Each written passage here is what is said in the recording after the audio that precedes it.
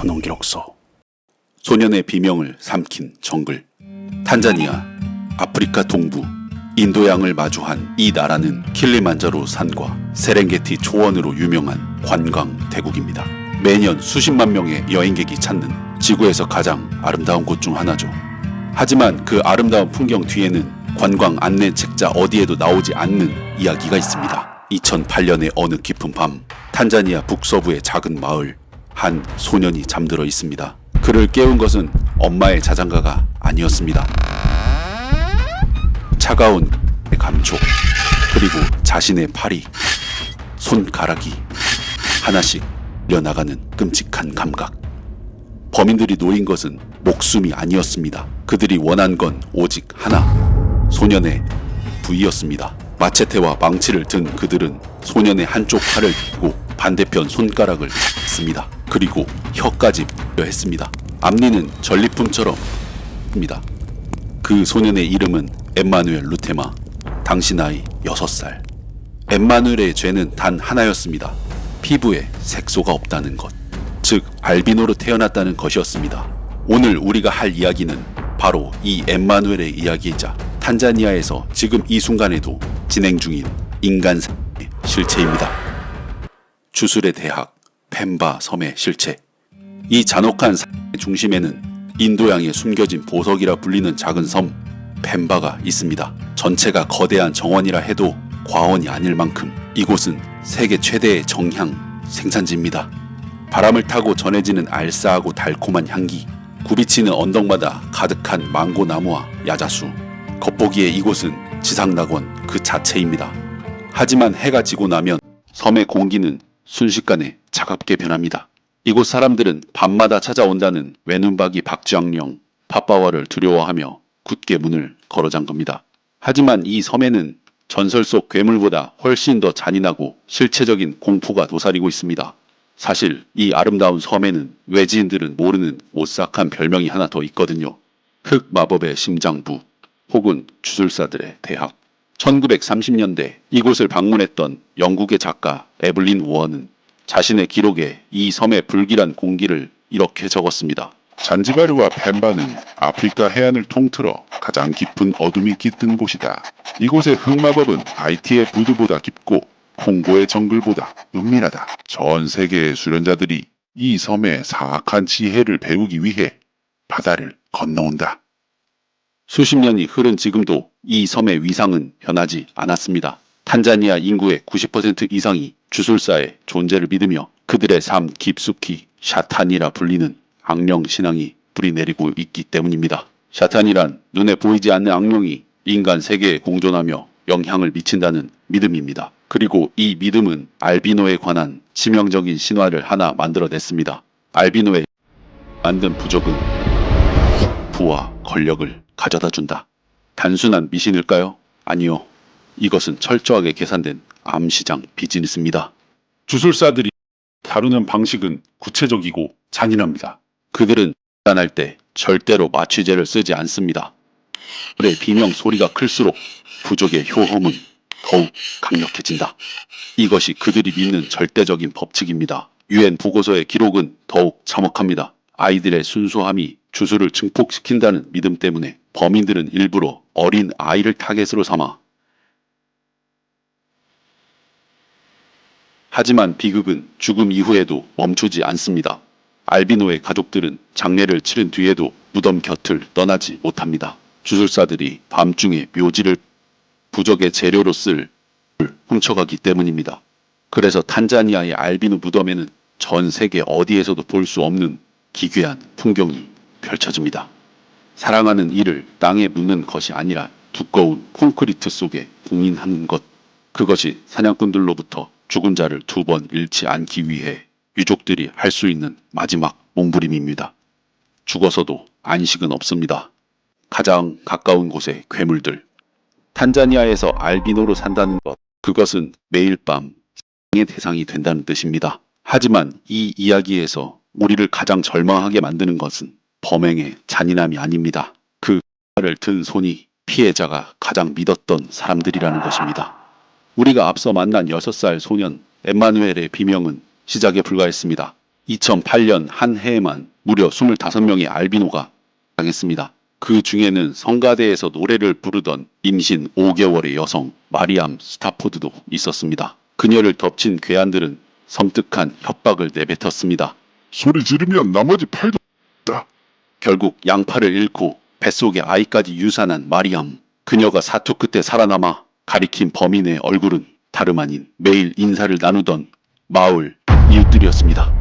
더 기가 막힌 건 그 이후입니다. 마을 사람들은 범인이 아닌 살아남은 마리암에게 등을 돌렸습니다. 마을을 수치스럽게 만들었다면서 말이죠. 공격한 것도 외면한 것도 침묵한 것도 모두 우리 곁의 이웃이었습니다. 나이도 성별도 없었습니다. 5살 소녀 마리아무는 8살 오빠의 눈 앞에서 신체가 사라졌고, 학교에서 돌아오던 7살 소년 무이글루는 단 2번의 한쪽 팔을 빼앗겼습니다. 훗날 의소를 쓰게 된 소년 무이글루에게 기자가 물었습니다. 나중에 뭐가 되고 싶니? 12살 소년의 대답은 슬프도록 단호했습니다. 대통령이 될 거예요. 그래서 알비노를 죽인 놈들을 할 겁니다. 하지만 이 모든 비극보다 더한 잔인함도 있었습니다. 5살 소년 바라카 루삼보. 미국 뉴욕의 병원에서 새 의수를 맞추고 처음으로 수영을 배우며 웃음 짓던 아이, 빠진 유치를 자랑하기도 하는 평범한 아이로 돌아가고 있었습니다. 아이는 몰랐습니다. 자신이 미국에서 수영을 배우는 동안 고향 탄자니아에서 한 남자의 재판이 진행 중이라는 사실을. 아이에게 2번의 상처를 줄 수는 없어요. 저희는 아버지가 범인이라는 사실을 숨기기로 했습니다. 바라카의 팔, 주술사에게 팔아 넘기려 했던 괴물, 그 괴물은 아이의 아버지였습니다. 이 이야기에서 가장 두려운 것은 괴물의 얼굴이 아닙니다. 우리가 가장 사랑하고 의지해야 할 이들이 가장 잔인한 으로 변할 수 있다는 현실입니다. 그들은 인간이 아니다. 뒤틀린 믿음의 뿌리.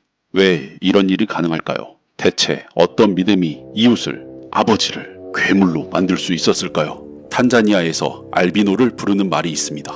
제루, 스와힐리어로 유령이라는 뜻입니다. 알비노는 사람이 아니라는 것입니다. 죽지 않는 존재라는 것입니다. 그러므로 고통을 느끼지 않으며 논리입니다. 이 프레임은 주술사들이 의도적으로 만들고 퍼뜨린 것입니다. 왜? 수요를 창출해야 하니까요. 탄자니아 노동자의 한 달 평균 수입은 약 15만 원 남짓.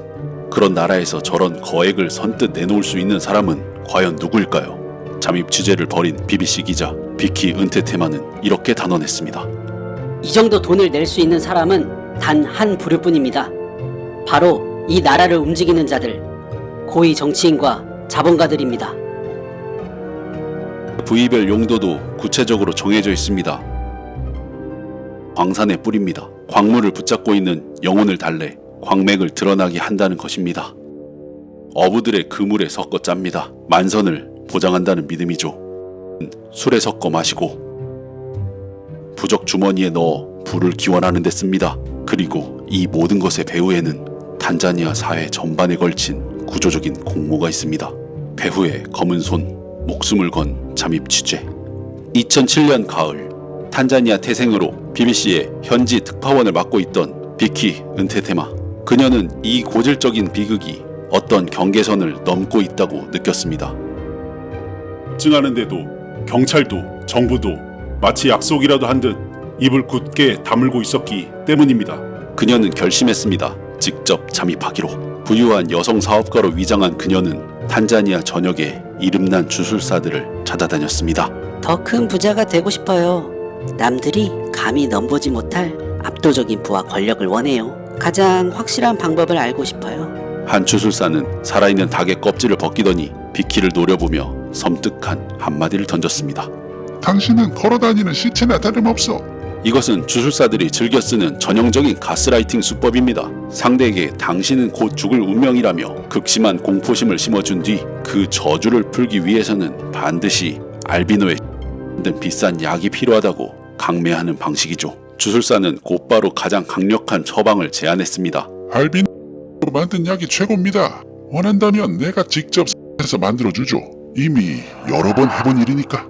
비키의 옷 안에는 소형 녹음기가 숨겨져 있었습니다. 취재 도중 녹음기가 흘러내릴 뻔한 아찔한 순간이 두 차례나 있었지만 그녀를 지켜줄 사람은 아무도 없었습니다.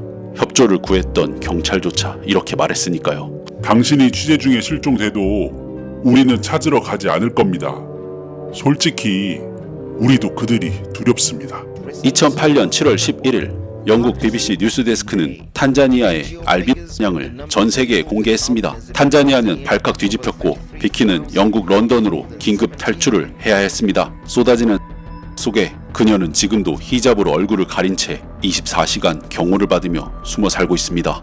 비키의 보도 이후 1,000명 이상의 주술사와 의뢰인, 청부업자가 체포됐습니다. 하지만 실제로 유죄 판결을 받은 것은 단 7명, 그중 집행된 사람은 없습니다. 왜 국가 시스템은 이토록 무력했을까요? 비키는 그 이유를 이렇게 꼬집었습니다. 주술사들에게 뒷돈을 대고 사륜구동 차량을 사주고 호텔을 지어주는 사람들이 있습니다.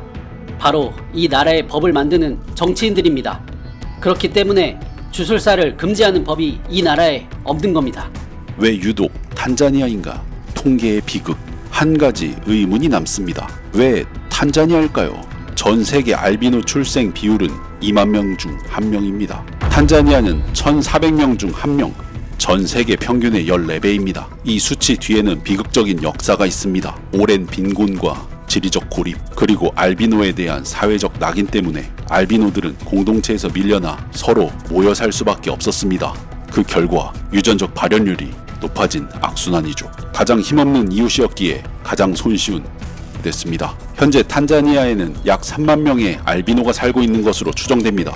그중 1만 명 이상이 위협을 피해 숨어 지내거나 피신 중입니다. 정부가 운영하는 세이프 하우스에 격리된 아이들도 있습니다. 알비노 아이들은 낮에는 자외선 때문에 밖에 나가기 힘들고 밤에는 자신을 노리는 군들이 두렵습니다. 빛과 어둠, 그 어디에도 발붙일 곳 없는 이중의 감옥. 그것이 2026년 현재 탄자니아 알비노 아이들이 마주한 잔혹한 일상입니다. 소녀는 지금 그림을 그립니다.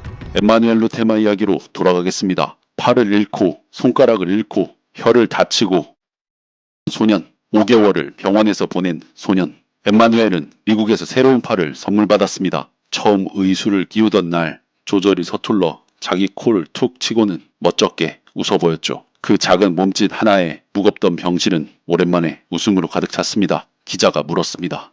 이제 이 팔로 가장 먼저 뭘 하고 싶니? 엠마누엘은 망설임 없이 대답했습니다. 그림을 그릴 거예요. 2015년 탄자니아 정부는 주술 행위를 공식 금지했습니다. 하지만 그 후에도 꾸준히 보고되고 있습니다. 2024년 유엔은 탄자니아 정부의 무대응이 사실상 방조와 같다는 성명을 발표했습니다. 법이 생겨도 달라지지 않았습니다. 법보다 더 깊은 곳에 뿌리내린 것들이 있기 때문입니다. 진짜 괴물은 전설 속의 박쥐악령 파빠와가 아니었습니다. 탐욕이었습니다. 그리고 그 추악한 탐욕을 모르는 척한 모든 이들이었습니다. 엠마누엘은 오늘도 그림을 그립니다. 의술을 끼고. 끝까지 시청해주셔서 감사합니다.